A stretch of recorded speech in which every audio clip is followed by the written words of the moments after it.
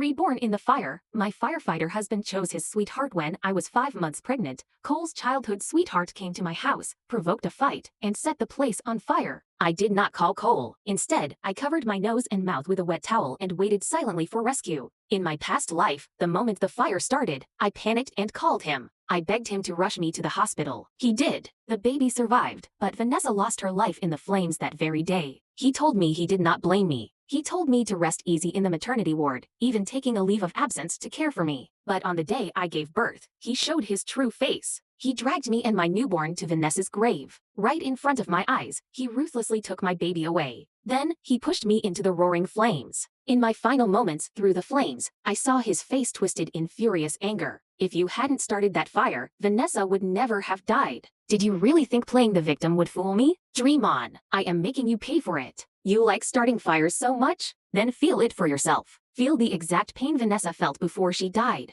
My eyes snapped open. I was back in the burning house. Thick, acrid smoke poured into my nostrils, sending me into a violent coughing fit. The searing pain yanked me completely out of my past life's memories. I immediately pulled out my phone. But I did not call my husband, the heroic fire captain. I dialed 911. By the time the sirens wailed and the rescue team stormed in, I spotted Cole's familiar silhouette through the haze. Only after I watched him scoop Vanessa into his arms and carry her out of the living room did I finally let out a cry for help to the other firefighters. His crew thought I was throwing a tantrum. They glared at me through their visors, barking harsh reprimands. Suddenly, a heavy wooden wall ornament broke loose. It crashed down, slamming brutally into my pregnant belly. I coughed heavily from the impact right there on the floor. They did not even blink. Biting down on my lip to endure the excruciating pain, I used every ounce of strength I had to crawl out of the burning house. Outside, every single cooling blanket and oxygen tank was being used on Vanessa. Cole could not even be bothered to look my way. He just cursed at me, saying I brought this entirely on myself.